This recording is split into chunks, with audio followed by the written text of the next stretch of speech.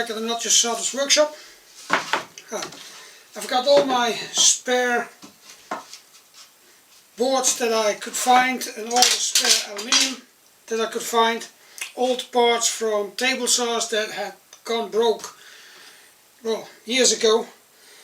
And I'm trying to figure out how to make a mobile saw table for whenever the van comes back and I can use it again. It's just experimenting and we'll see how we get on. So if you want to follow this adventure, just stay with me.